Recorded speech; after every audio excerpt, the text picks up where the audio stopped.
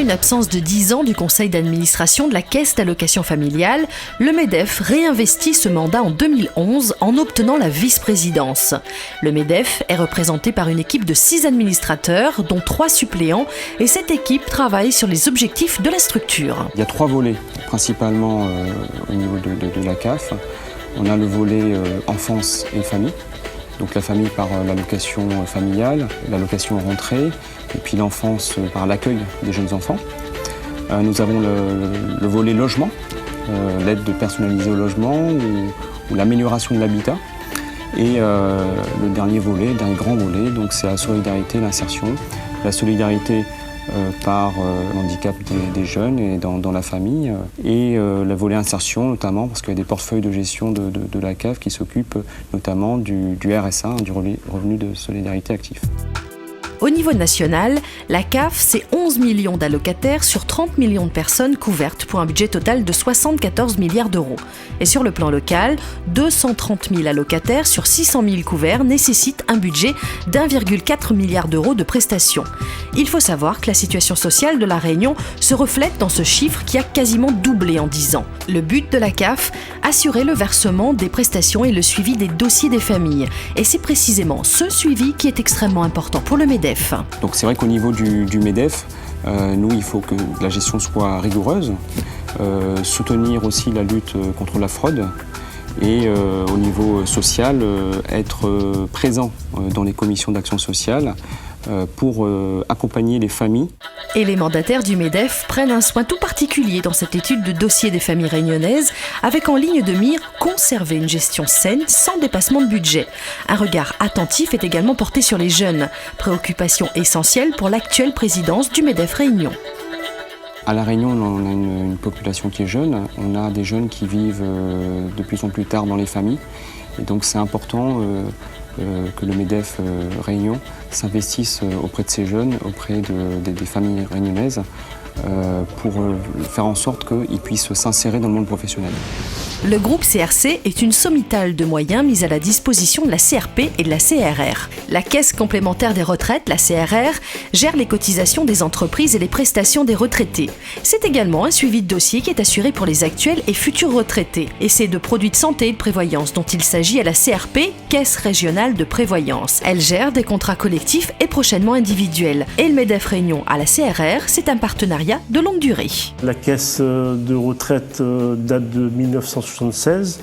Donc depuis l'origine, le MEDEF est présent auprès des autres syndicats salariés, parce que comme vous le savez, la gestion de ces trois institutions se fait d'une manière paritaire.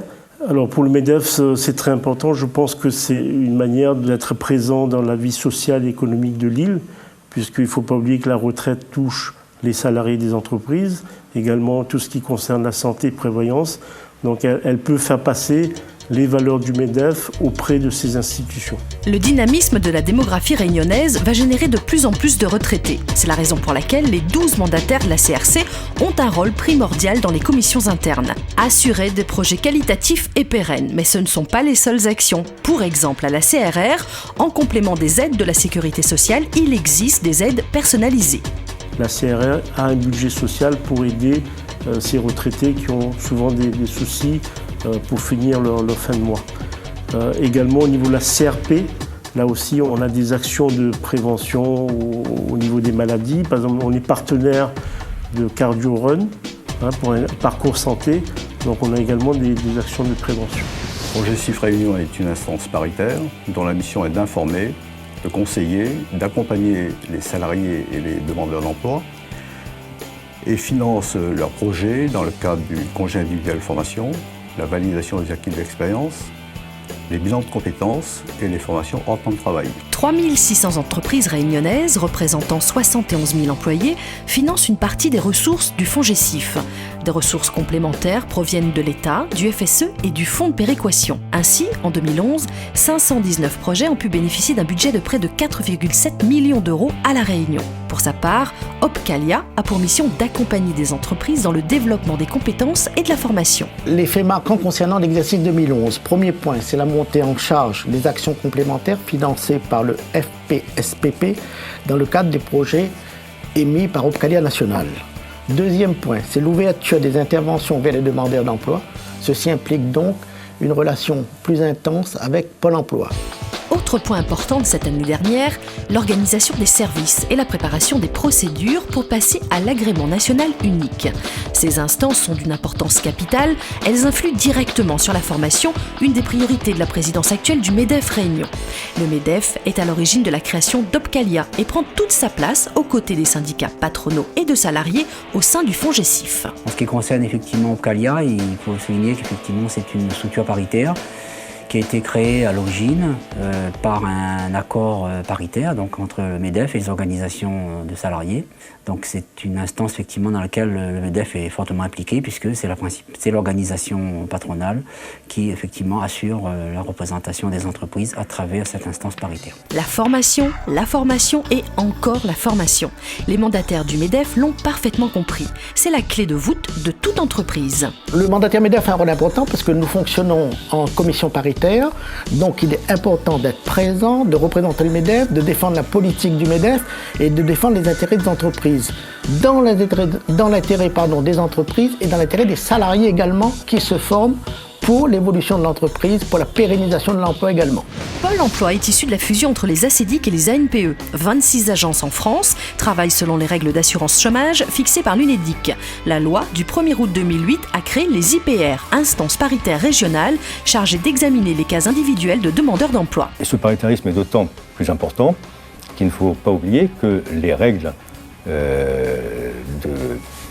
édictées par l'UNEDIC en métropole, qui sont aussi animés par un conseil d'administration paritaire, ce sont des règles qui nous concernent, nous, employeurs.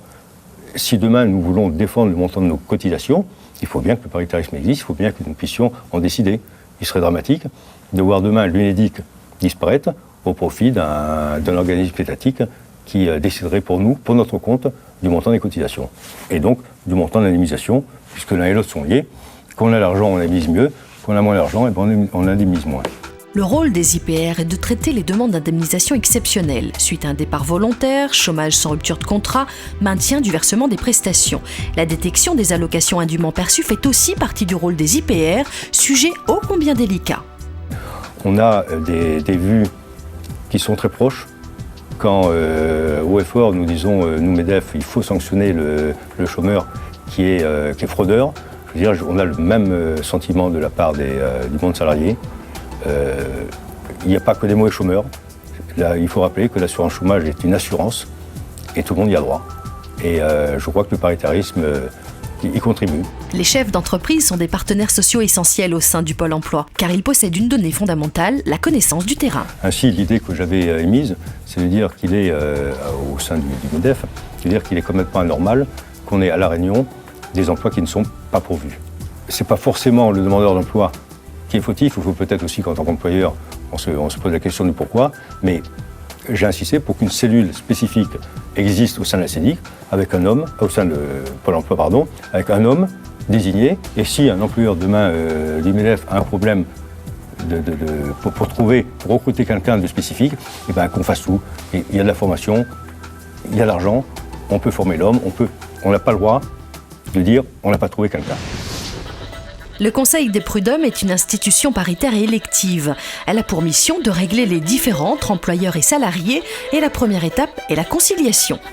En conciliation, il y a un conseiller prud'homme employeur, un conseiller prud'homme salarié qui reçoit à titre individuel donc l'employeur et le salarié pour essayer de voir de quelle mesure on peut arrêter la chose.